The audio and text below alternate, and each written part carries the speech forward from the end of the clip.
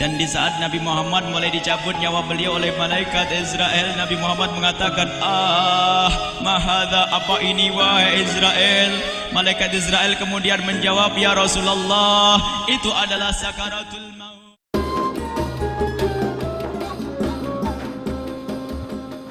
Malaikat Jibril berkata, ya Rasulullah, di depan ada malaikat Israel mau masuk. Kata Rasulullah, boleh masuk, silakan. Kemudian malaikat Israel mengucapkan salam, dan setelah mengucapkan salam, malaikat Israel menawarkan, ya Rasulullah, aku disuruh oleh Allah untuk mencabut nyawamu atau membiarkan engkau. Dalam riwayat, aku disuruh oleh Allah untuk memberikan pilihan kepadamu, al-baqa' fid dunya, tetap di dunia, atau ar-rafiqal a'la, atau dengan Allah. Nabi Muhammad menjawab, ar-rafiqal a'la, dengan Allah. Kemudian setelah itu Nabi Muhammad berdoa agar umatnya selamat. Setelah ada jaminan umatnya selamat, malaikat Israel, sudahlah, cabut nyawaku kalau memang sudah waktuku. Mulailah Nabi Muhammad dicabut nyawa beliau oleh malaikat Israel. Dan di saat Nabi Muhammad mulai dicabut nyawa beliau oleh malaikat Israel, Nabi Muhammad mengatakan, mahadha, apa ini wahai Israel? Malaikat Israel kemudian menjawab, ya Rasulullah, itu adalah sakaratul maut, itu adalah sakitnya di dalam kematian. Kemudian Nabi Muhammad mengangkat tangannya sambil berucap, la ilaha illallah, inna lil mauti la sakarat, tidak ada Tuhan selain Allah, sungguh di dalam kematian ada sakitnya, sakit kematian, yaitu sakaratul maut. Kemudian Nabi Muhammad memohon, ya Allah, Allahumma khafif alayya sakaratul maut, ya Allah, ringankan sakaratul mautku ini, ya Allah. Dijawab oleh malaikat Israel, ya Rasulullah, itu sudah aku ringankan 70 kali. Nabi Muhammad menoleh, apa malaikat Israel? Sudah kau ringankan 70 kali keringanan? Iya ya Rasulullah, sungguh aku tidak pernah mencabut seorang hamba lebih lembut dari cara mencabut nyawamu. Ini sudah aku ringankan 70 kali. Setelah itu justru Nabi Muhammad menangis, Israel, 70 kali rasanya masih sakit. Iya ya Rasulullah, memang itu sakaratul maut. Lalu bagaimana engkau mencabut umatku, wahai Israel? Allah, yang diingat siapa? Umat. Kalau engkau mencabutku dengan ringan seperti ini masih sakit, bagaimana engkau mencabut umatku, ya Israel? Dijawab oleh malaikat Israel, umatmu manusia biasa, ya aku cabut. Ya Rasulullah, begitu saja. Ya sudah, begitu habis. Nabi Muhammad menangis. Tiba-tiba Nabi Muhammad mengangkat tangan dan memohon kepada Allah, Allah, inna lil mauti la sakarat, la ilaha illallah, inna lil mauti la sakarat, sungguh di dalam kematian ada sakaratul maut. Allahumma khaffif ala ummati sakarat maut, ya Allah, ringankan dari umatku sakaratul maut, wa thaqqil alayya, dan bebankan kepadaku. Sampai tidak sadar doanya Nabi Muhammad seperti itu, thaqqil alayya, itu doa cinta. Seorang ibu yang pernah punya anak itu, lihat kalau doa Rasulullah ini masih dilakukan. Bagaimana Rasulullah bisa doa begitu? Itu bahasa cinta yang tidak bisa diterjemahkan dengan oleh akal. Seorang ibu kadang-kadang, ibu yang di belakang, ibu mau dikasih sakit oleh Allah? Mau, Bu? Ibu jauh sekali. Ibu mau dikasih sakit? Jawabnya tidak mau. Tapi suatu ketika seorang ibu melihat anaknya sakit, ngomong, sudahlah nak, jangan kamu yang sakit, biar ibu yang sakit. Ada atau tidak? Kenapa ngomong begitu? Itu bahasa cinta itu. Tidak rela kalau anak ini sakit, biar aku saja yang sakit. Itu yang dirasakan Rasulullah. Sakaratul maut begitu sakitnya, membayangkan betapa sakitnya umat Nabi Muhammad di saat dicabut nyawa beliau. Maka Rasulullah mengatakan, ya Allah, ringankan sakaratul maut dari umatku, bebankan kepadaku saja, ya Allah. Wala sawfa yu'tika fatarda. Permintaan Nabi Muhammad tidak ditolak oleh Allah, dikabul dan dikabul, wahai Muhammad. Sallu ala Nabi Muhammad. Dan benar, sakaratul maut kita ditahan oleh Rasulullah, ditanggung oleh Rasulullah, sehingga digambarkan oleh Imam Bukhari di saat Nabi Muhammad dicabut nyawa beliau, Siti Aisyah yang ada di situ. Rasulullah berada di pangkuan Siti Aisyah, yang saat itu Siti Aisyah melihat keringat dingin keluar dari kening Rasulullah. Siti Aisyah tidak pernah melihat keringat keluar seperti itu. Bahkan di saat dipegang kepala Rasulullah, panasnya melebihi dari panasnya orang biasa. Setiap kali ada kain dicelupkan di air, ditempelkan di kening Rasulullah langsung mengering. Saat itu Nabi Muhammad mengucapkan kalimat la ilaha illallah innal lil mauti lasakarat. Kemudian Nabi Muhammad berpesan dengan banyak pesan, dan di antara pesan Rasulullah adalah akri minni ala ummati salam, akri minni salam ala ummati wa ala man ittaba'ani wa ala man tabi'ani min ila yaumil qiyamati. Aku titip salam kepada umatku dan orang yang mengikutiku sampai hari kiamat. Sadari salam Rasulullah. Sebelum meninggal masih ingat titip salam. Salam kepada siapa? Bukan salam kepada siapa-siapa, tapi salam kepada kita.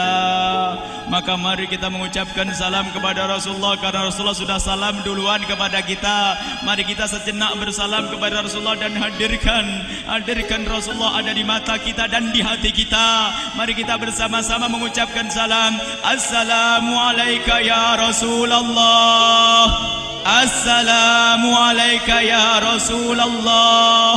Assalamualaikum ya Habiballah. Assalamualaikum ya Nabi Allah. Rasulullah mengucapkan salam untuk kita. Dan di saat itu Rasulullah keringat dingin keluar, maka oleh Siti Aisyah diusap.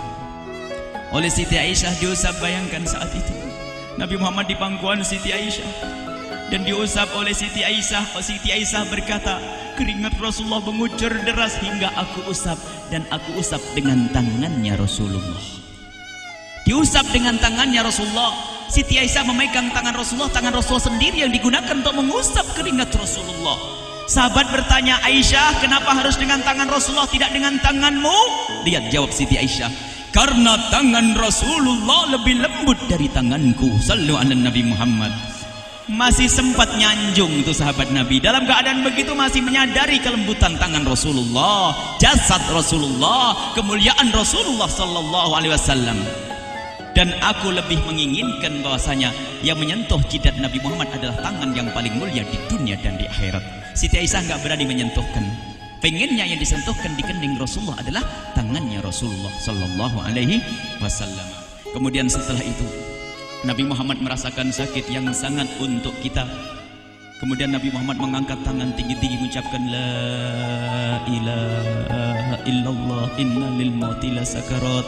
Tiba-tiba tangan itu semakin turun dan ditangkap oleh Siti Aisyah.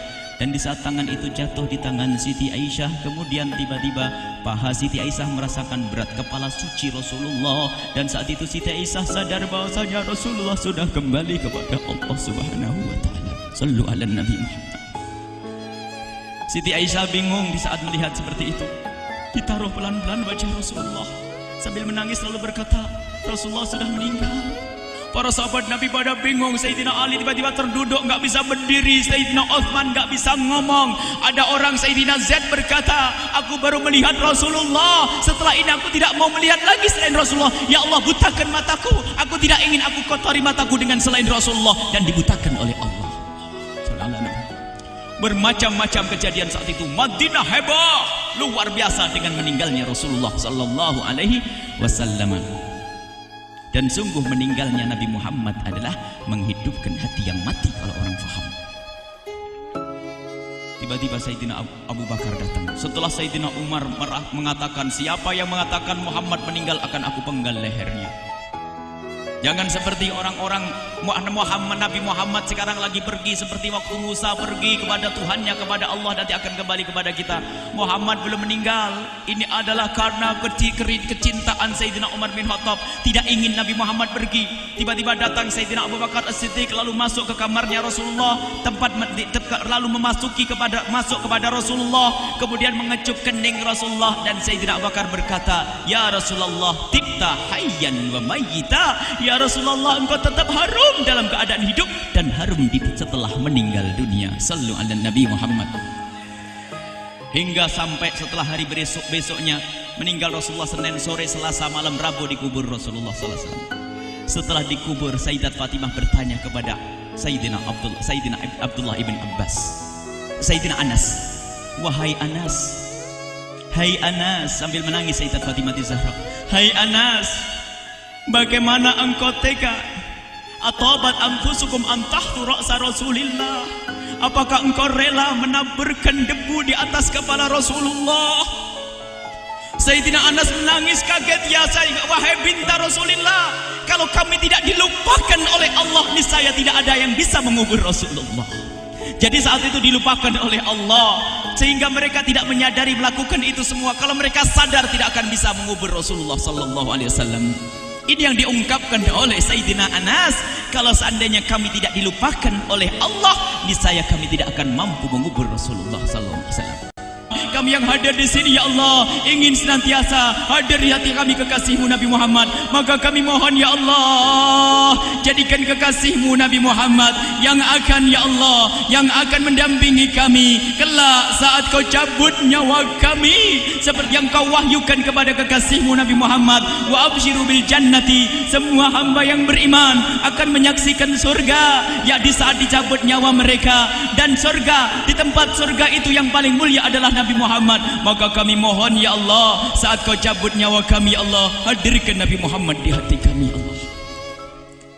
Dan kami mohon, ya Allah, saat di alam barzah nanti, ya Allah, saat yang sangat mengerikan itu, ya Allah, kami mohon hadirkan kekasih-Mu Nabi Muhammad, sehingga kami tidak takut dan gentar lagi dengan malaikat mungkar nakir. Dan ya Allah, kami mohon di saat di padang mahsyar nanti, ya Allah, hadirkan kekasih-Mu Nabi Muhammad. Jadikanlah kekasih-Mu Nabi Muhammad yang akan menemani kami dan akan membonceng kami, membawa kami ke telaga Kausar. Lalu kami diberi air minum dari air telaga Kausar hingga kami tidak akan haus selama-lamanya. Ya Allah, jadikan kekasih-Mu Nabi Muhammad yang akan menemani kami di saat kami menyeberang Siratal Mustaqim hingga kami tidak akan terjerumus ke neraka Jahanam. Dan jadikan kekasih-Mu Nabi Muhammad yang akan kami saksikan setiap saat di surga-Mu, ya Allah. Ya Allah, jadikan kekasih-Mu Nabi Muhammad yang senantiasa, ya Allah, kami lihat kelak di surga. Dan jadikan ucapan kami di akhir hayat kami kelak adalah, ya Allah, adalah kalimat agung dan mulia, La ilaha illallah Muhammadur Rasulullah. La ilaha illallah Muhammadur Rasulullah. La ilaha illallah Muhammadur Rasulullah sallallahu